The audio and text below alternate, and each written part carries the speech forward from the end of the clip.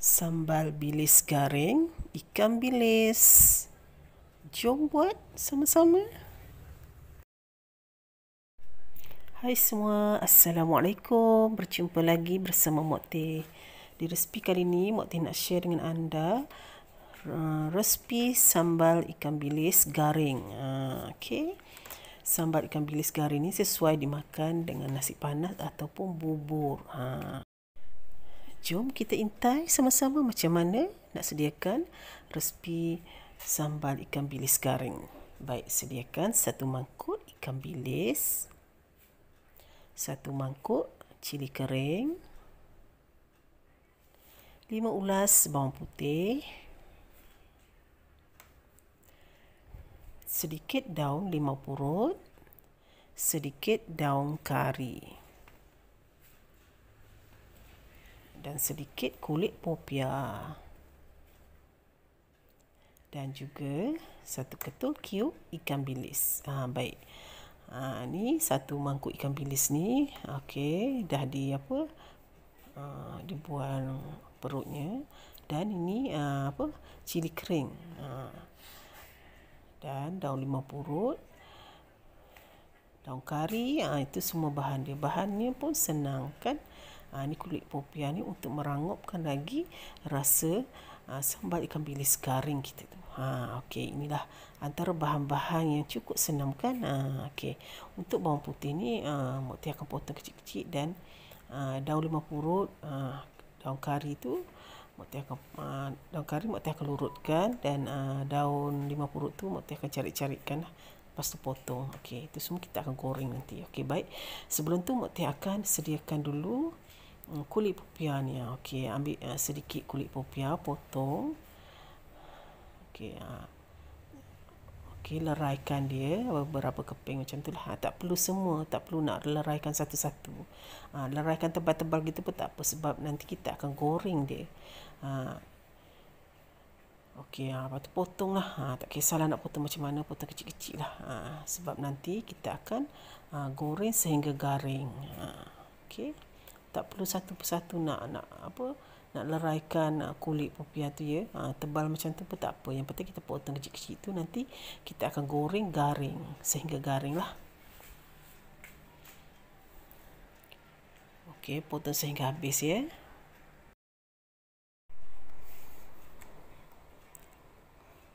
Okey,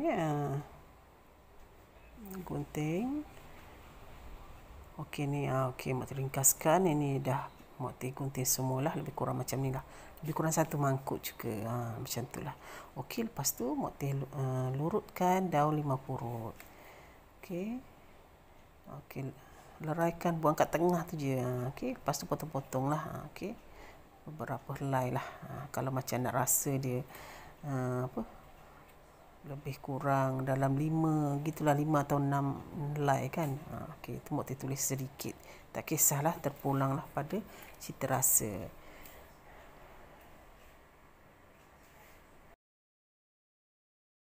Baik, lepas tu Mok Teh lurutkan daun kari tu. Okey. Daun kari ni semua kita akan goreng nanti tahu. Okey, sebelum tu Mok Teh leraikan dululah daun. Okey, daun kari tu. Dan macam bawang putih ni Mok Teh akan potong. Okey.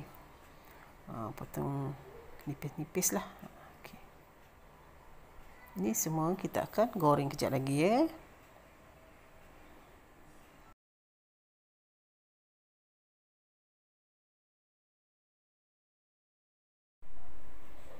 Baik, selesai dah Mok Teh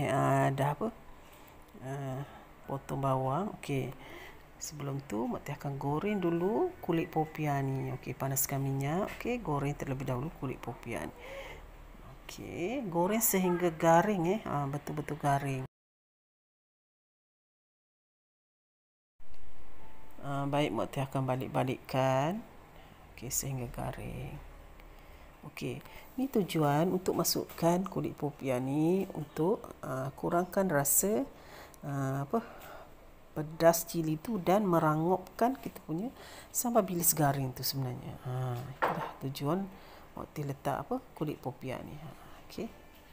Nampak dia dah kekuningan tu kan, keperangan tu macam dah nak garing. Kejap lagi Mak Teh akan angkat dah.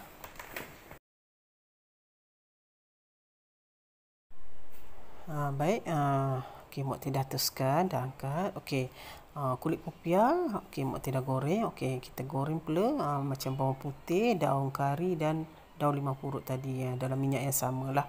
Tak perlu tukar-tukar minyak, minyak yang sama je. Okey, goreng sehingga garing juga ya. Okey, ni nak kena garing, jangan api terlalu kuat lah. Okey, api slow je, yang penting dia garing, masak garing lah. Bau dia dah sedap ni, bau daun kari, bau apa, daun limau purut tu, bawang putih memang dah bau pun. Okey, nampak lebih kurang macam ni dah boleh angkat dah. Dia dah garing kan. Okey, Mak tituskan dan angkat dah. Alright. Okey, campur je sekali dengan apa kulit popia tadi pun tak apa sebab kita akan kisar dia. Okey, lepas tu Mak Teh akan basuh, bersihkan cili kering tu, terus goreng. Okey. Okey. Okey. Cili kering ni jangan potong lepas goreng tu baru boleh potong. Okey. Sebab ni tujuan dia untuk cepat garing lah. Okey.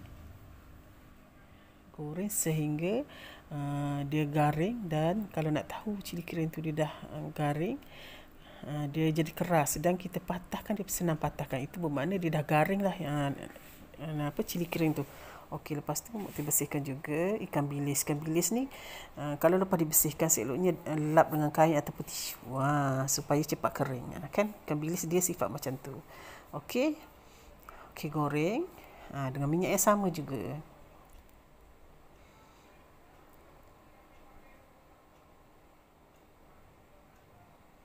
Okey. Goreng sehingga garing juga dah.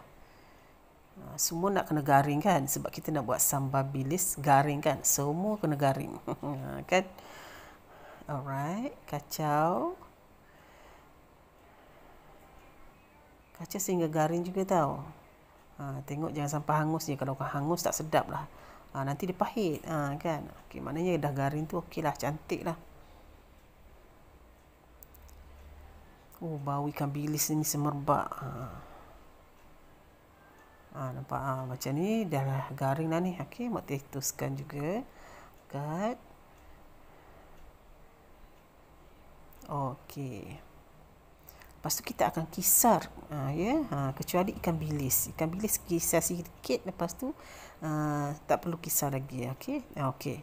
Kita tengok macam mana Mak Teh sediakannya. Okey, mula-mula Mak Teh akan guna pengisar yang kering lah untuk kisar kulit popia yang telah digoreng dengan daun kari, daun limau purut dan bawang putih tadi. Okey, masukkan sedikit demi sedikit lah. Okey, kalau anda ada pengisar yang besar tu kan, yang kisar kasar tu lagi cantik sebenarnya. Sebab Mak Teh tak ada pengisar yang kasar tu. Okey, Mak Teh guna pengisar ni, dia jadi halus lah nampak. Tapi kalau dia macam kisar dia kasar-kasar sikit, lagi cantik nampak dia. Kan? Sebab Mak Teh tak ada pengisar yang yang kasar tu. Okey, jadi pengisar ni dia memang halus kan. Nampak. Ni dah Mak Teh kisar lah. Kalau ada pengisar yang macam dia macam kasar-kasar sikit tu lagi cantik lah. Okey, Mak Teh satukan semualah. Mak Teh kisar sehingga habis. Masa ni bau dia pun dah sedap, bau daun kari, bau daun limau tau. Lepas kita kisar dia tu.